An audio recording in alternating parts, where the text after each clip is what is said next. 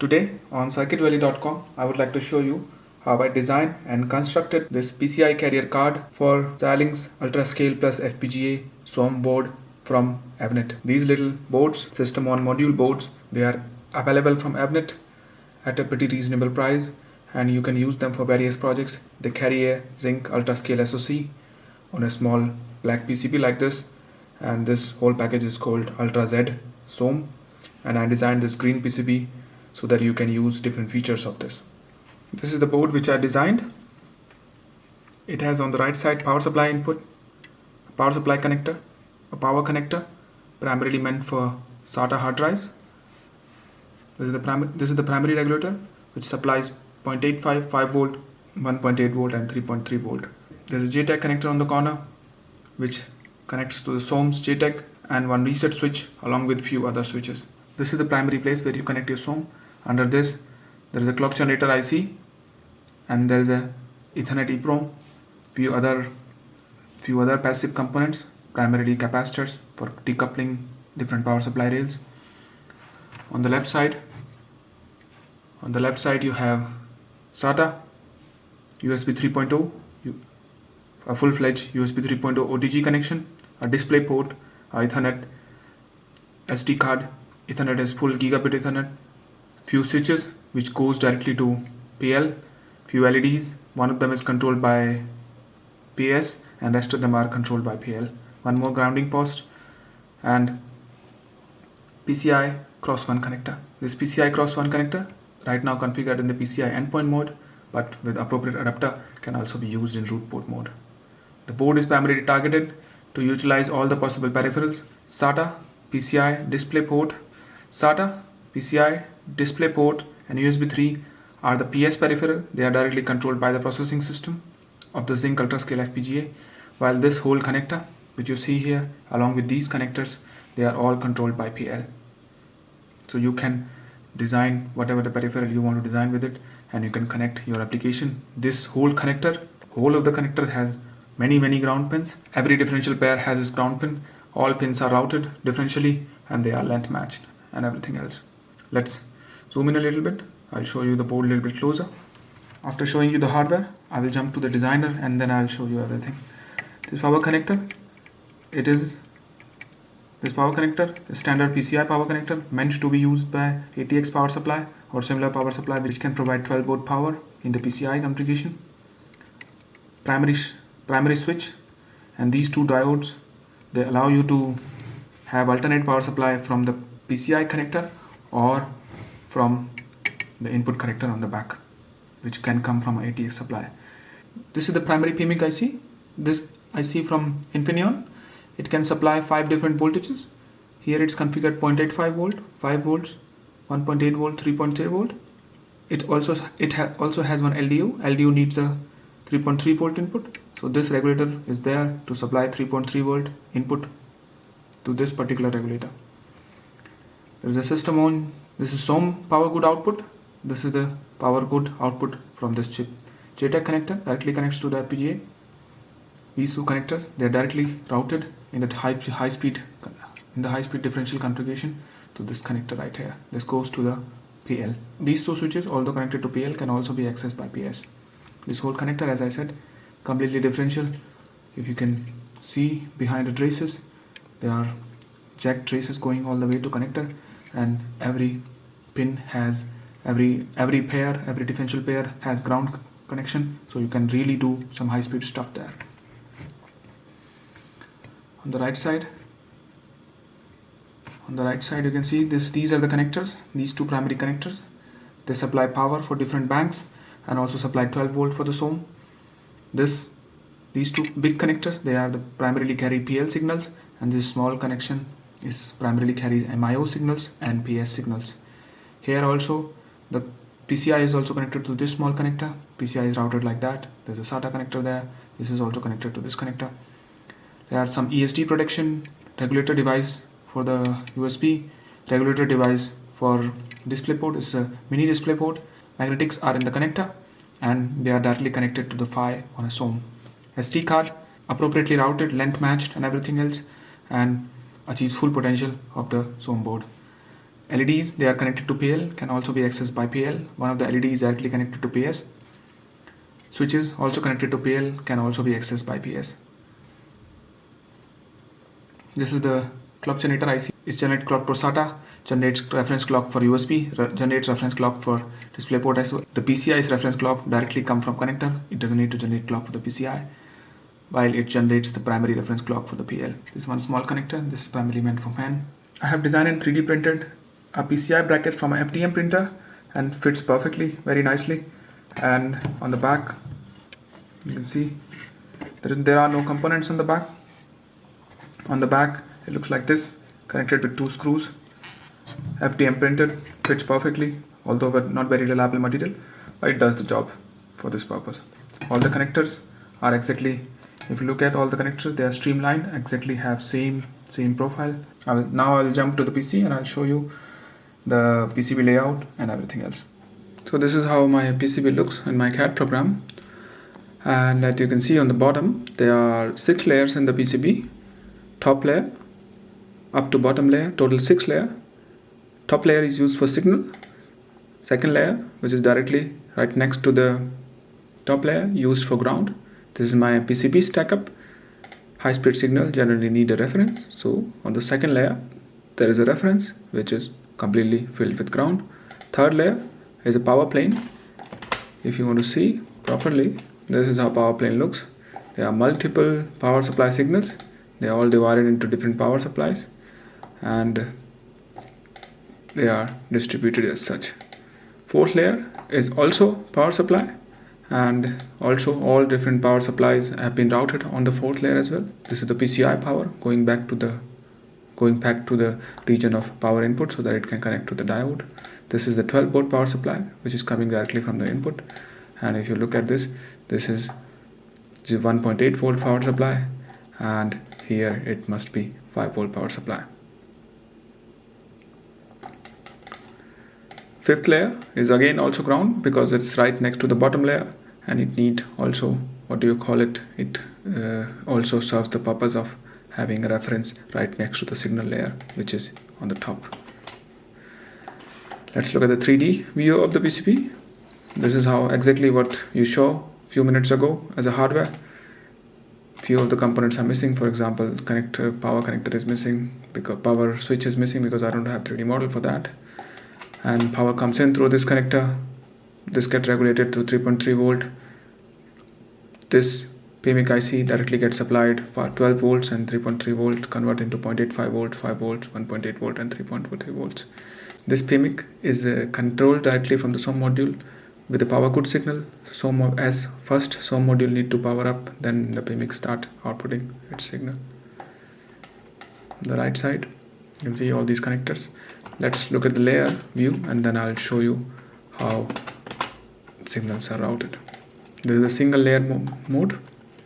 This is a single layer view, and you can see on the top layer here.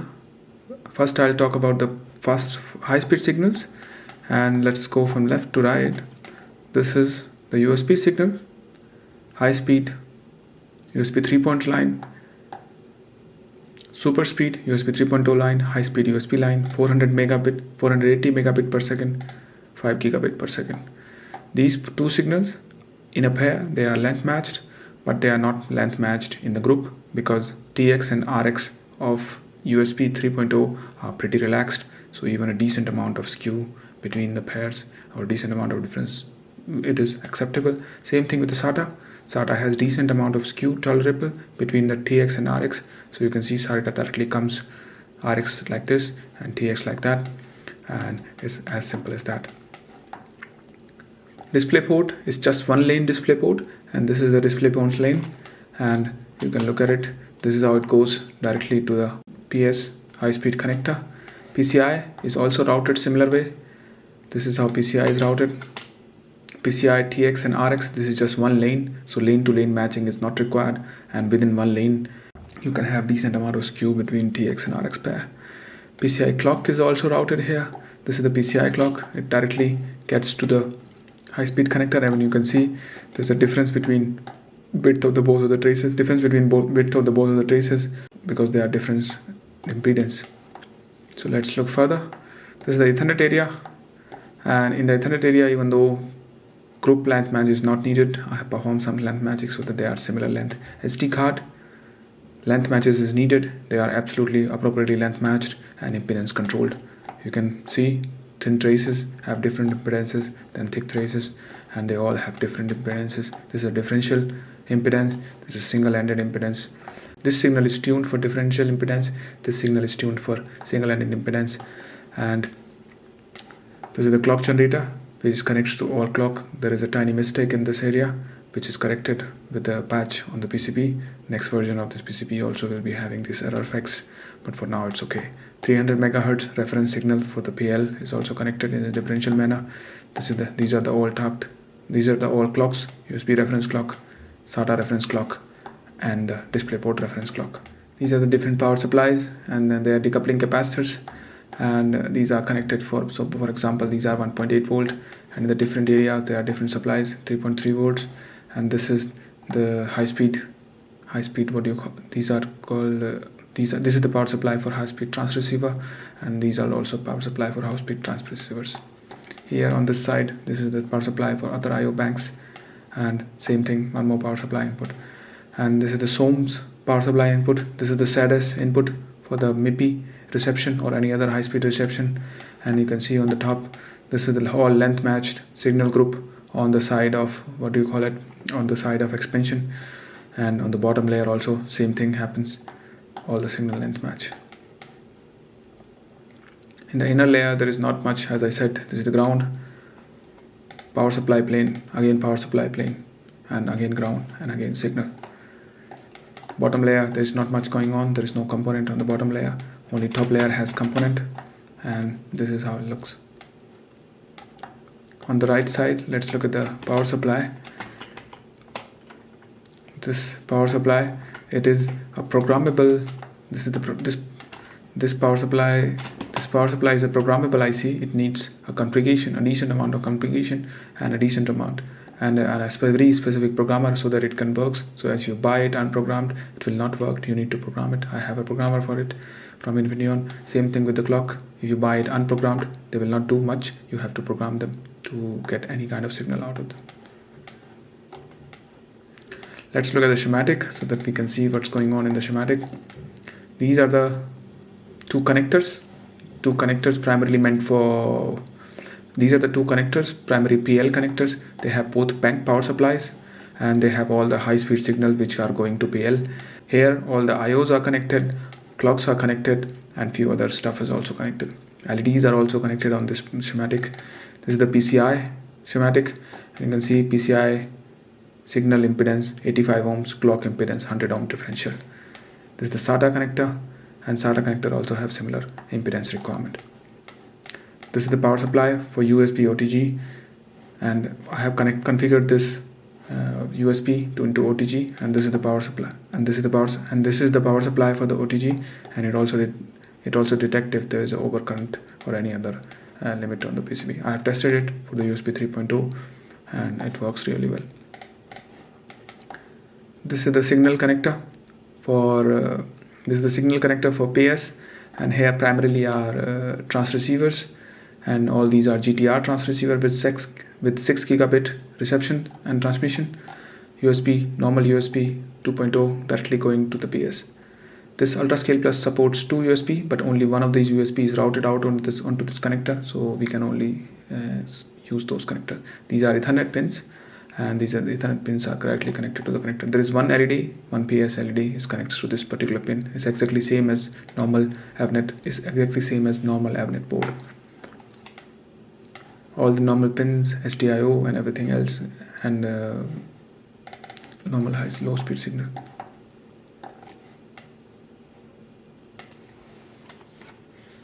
SD card along with the driver for PS LED. This connector for SD card. Power. This is the primary power regulator. As I said, it needs a primary 3.3 volt regulator, and then that 3.3 volt regulator by the LDO get regulated to 1.8 volt down here for the analog supply of the high speed transceivers.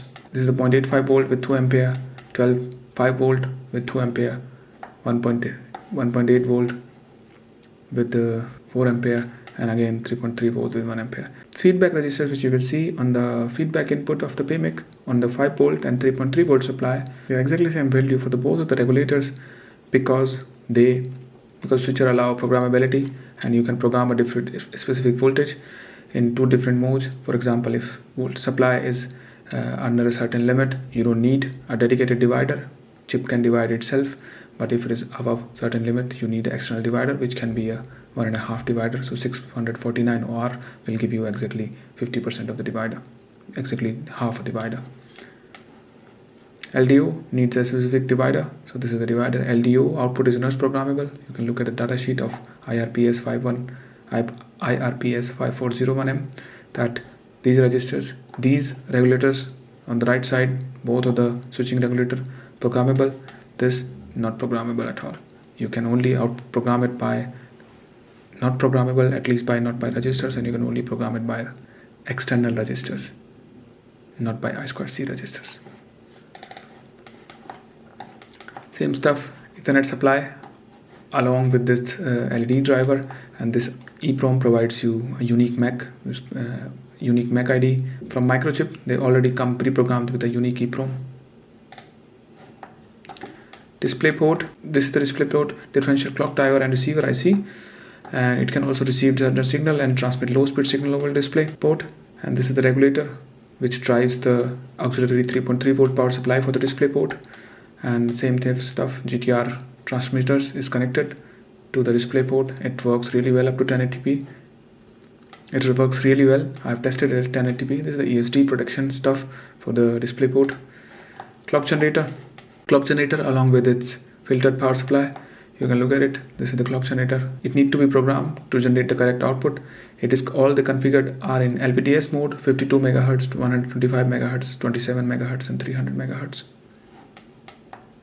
300 MHz is the PS clock, while 27 MHz is the display port, 125 MHz is SATA, and 52 MHz is the USB reference clock. These are standard clocks. They're supposed to be like this.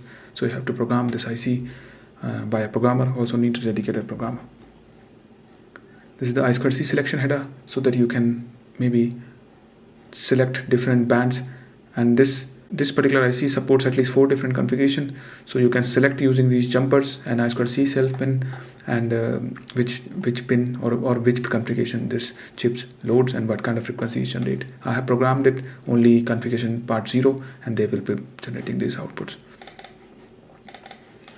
Same stuff again, normal switches, normal LEDs going to PS. There's 2 normal push buttons and there's 1 dip switch. This is the power input. Here here with the diode I select one of the 2 power supply available, and there's a switch after that, so you turn it on and you have a power supply.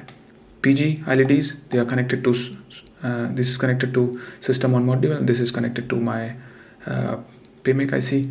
This is the connector primarily meant for SATA, and this is the connector meant primarily for fan. This is the IO connector. Every single differential pair has its own ground, and there is enough ground. There is a complaint always coming from the developers, there is not enough ground for high speed. So this connector, the big fat 2.54mm connector, it has enough ground there.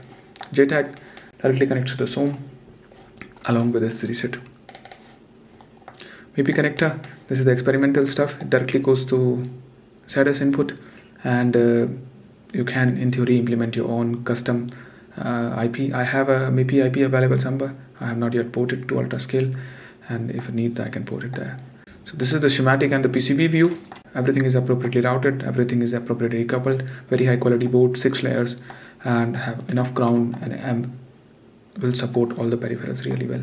I have tested USB, PCIe, DisplayPort, Ethernet, SD card, and USB 3.0 of course, and every other peripheral you can imagine. Everything works real well. There's a small botch where I misplaced these 2 pins, so these pins can be, at least on the first version, need a small bridge to be made from here to there, and then it also works. There's only one mistake on the PCB, everything else is not a problem. This regulator, one more mistake is that this regulator need a minimum load of few milliampere, which I do not have by default, so I have to put one regulator. I have to put one resistor here, 330 ohm resistor, which provides him enough load. So that's it. Now let's take a look at the board in the real world. How does it perform in different peripherals? Board would need 12 volt power. It should be connected here, and this PMIC is quite intelligent. It can also do under power and over power shutdown, under voltage and over voltage shutdown. So you can program whatever the voltage you want to shut down there. No, you're not supposed to supply very high voltages which are out of the specification, and this PMIC can monitor that. I made a small patch, something like that, to supply the power, and we will see it. The other side will be connected to my power supply, and we will supply power with it. Let's connect it. Now I'll connect my power supply as well. Before turning on the power supply, I think we need to install a heatsink onto this particular board, because it will need heatsink. Without heatsink, it's get pretty warm. So off camera, I have installed the heatsink, and now heatsink is installed. Let's turn on the power. Power turns on, and you can see the blue LED, done LED, have been lit up, and there is no error LED. I'll connect the Ethernet so that we can have access to the terminal of this board.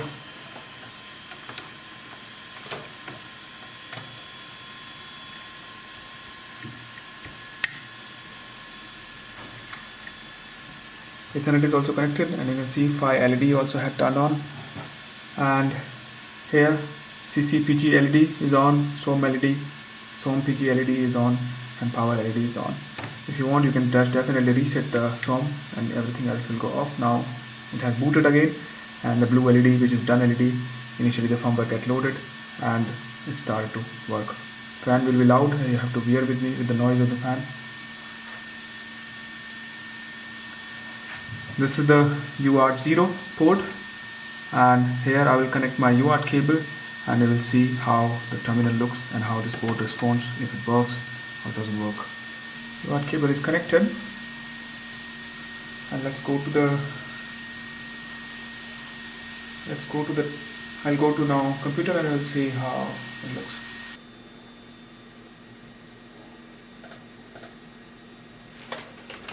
Let's log in as a root. Do Alice. You can see there are a few design files and everything else is available, and because I have done few tests, so few things are available. If you want, we can run some tests or something like that. By default, the blinky should be running. And you can see on the right side the PS LED is blinking.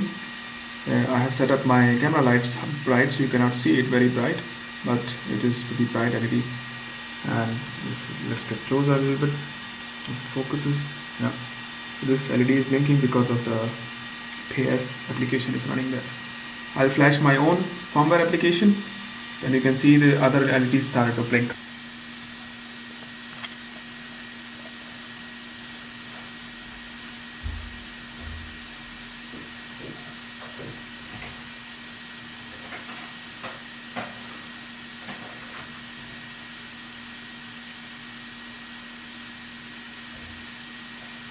This is my firmware. I'll just flash it. And you see I have programmed one counter, and then LEDs started to go with the counter. And you focus a little bit down. Yeah, they're counting up. LSB appears to be on the completely left side, opposite of how we are used to of numbers.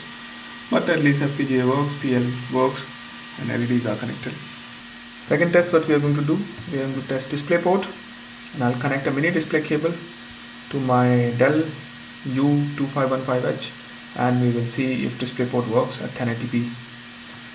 Remember, this system is running still default PSP image, so you will see default PSP application. We need a mouse and we need a USB adapter as well, so that we can connect at the same time. A USB port will be also be tested, at least not in super speed but in high speed mode. We'll see. It's hard to see, but mouse is now connected, and now I will get to my DisplayPort cable and will connect the DisplayPort to it.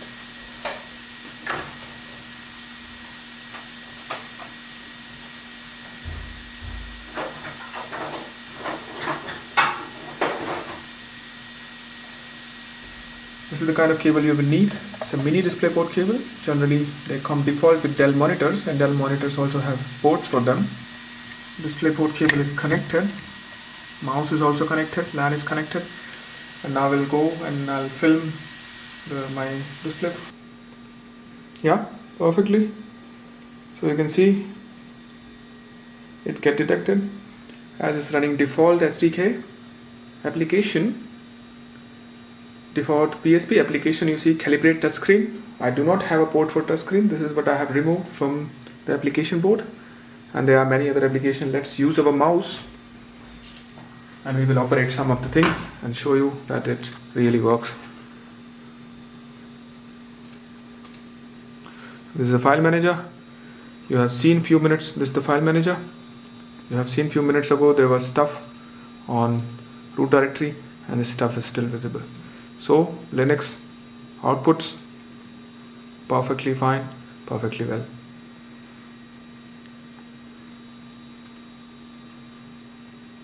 DisplayPort works and works in 1080p mode. Everything is perfectly perfect. Everything is perfectly fine. USB also at least 2.0 works. We will soon plug a USB 3.0 cable and we'll plug a USB 3.0 drive, and we'll see how well it works. Now I have turned off my camera lights, and you can somewhat see how bright these LEDs are. They're very bright. To perform USB 3.0 tests, we will use this adapter, micro USB 3.0 to USB A 3.0 adapter. We'll plug it back to the USB port of the carrier board, and we will plug a USB 3.0 drive. I have a really small drive available with me. This small drive, we will plug it in, and we will see if it gets detected as a USB 3.0 device and how it goes. Let's plug it in and plug the USB 3.0 device back into the port.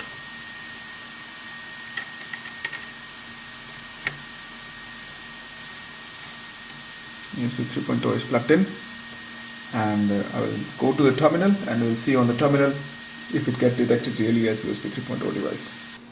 Let's log in as a root. We have logged in. Let's look at the ULS USB. Tim. Limited storage and go on bus 2. I already know bus 2 is USB 3.0 bus. So this device is detected as USB 3.0 device. Let's do ls USB -555 and -d 18A5 0250.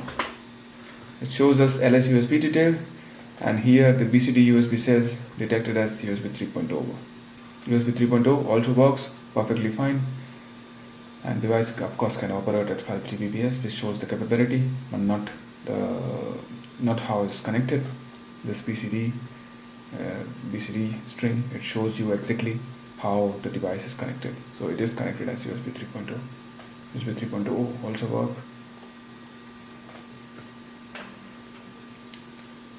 There will be few more videos coming about this particular board which I made. There I will do full benchmarking and performance tests of different peripherals, and there I will also do USB endpoint device test, because right now this port is controlled by the PS, configured as a root port mode, and if you want to stream data to your PC over this, you need to configure it endpoint mode, and those endpoint modes are a little trickier to configure than just bare bones root port mode. So there will be a few more videos coming. This video is already quite long, and we need to still have one more interface or two more interfaces, SATA and Ethernet and PCIe, total 3 interfaces to test it. So we will get along with it. Let's move to maybe SATA first, and then we will do Ethernet in the end. There is a small bug in the Ethernet driver which prevents the Ethernet driver from working out of the box with the device tree and reset structure, how its device tree defines. So you don't need to recompile the kernel, but you have to recompile the device tree. And if you have certain things in the device tree, the Ethernet will work. And to be able to fix the issue, you need to have the device tree in certain way, or use an old version of use the old version of kernel and the device tree or SDK. Old version works, new version of the driver introduced some issues which caused from the new version of kernel and DTS files to, and the new version of kernel and device tree files from working. Let's first plug the SATA and we will do SATA test, then we will do Ethernet test, and we will also do PCIe tests. On the left hand you can see SATA connector, and we will use the SATA cable along with the power cable. This is the SATA drive we are going to use, SATA connector with a power connector, and let's plug in the SATA. Let's first shut down the board maybe, and then we'll plug it. SATA is connected. I have turned on the board one more time. Now we'll go to the terminal and we'll see if SATA works. So I have logged into the terminal, and let's look at the D message and grab for ETA if there is a SATA device detected. You can see our SATA device is getting detected, and exactly at the 6 Gbps speed, and let's do LSPLK if 240 GB data or 240 GB data block is there. Yeah, so drive is there, SDA 238 GB, exactly. SATA also works. If you need, this is my drive from my oscilloscope. I would not want to write there anything, but SATA also works. Let's go to Ethernet, and maybe I'll show you what is the issue with Ethernet. For that I'll boot from TFTP because my kernel and device trees are on my TFTP server, and we'll do further testing there for Ethernet. So USB works, SATA works, and we have also proved that DisplayPort works, USB 3.0 works. Let's go to the TFTP server and we'll see there if the TFTP. So my TFTP server is running, and I'll reboot the board so that I can get it to the bootloader, and there we will see, there we will try to boot from TFTP, and we will use our own device tree binary. I'll go to the bootloader. Now I'm in bootloader. I need to start some, let's set the IP.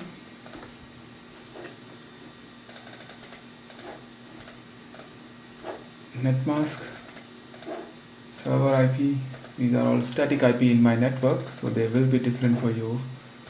On my TFTP my image is there, and my device tree is called out.ttb. I'll load the out.ttb as well.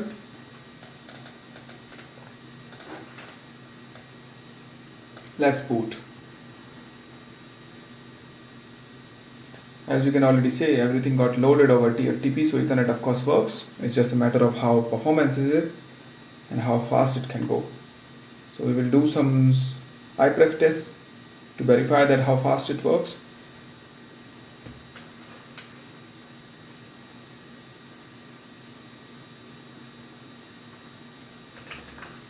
Login as root.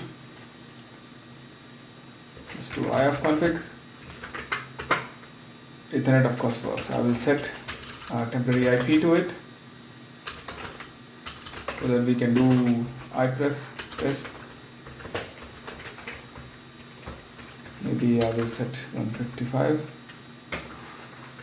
Okay, IP is there. Let's ping server one more time where we'll be running iPref test. So let's open one more terminal.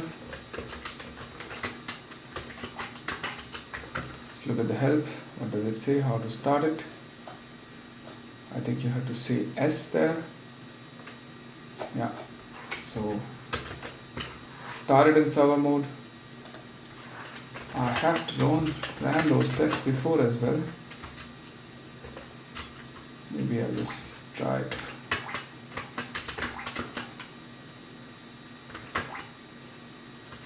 I've got 3, that's 3. 192, 168, 1.2. It's connected, and you can see it's almost hitting 1 gigabit per second, 950, 960 megabit per second. I have ran this test, same test on the ZCU106 as well, and it also hits exactly the same bandwidth, 950 megabit per second. So Ethernet is also verified, Ethernet works. Now we'll move to PCI. We will try to verify if PCI works in the device mode.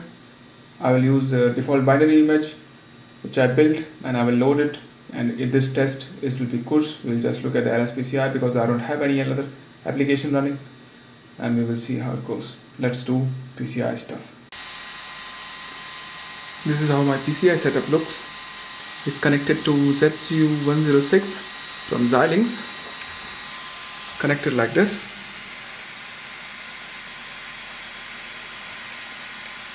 Into ZCU106, and application is running on the card.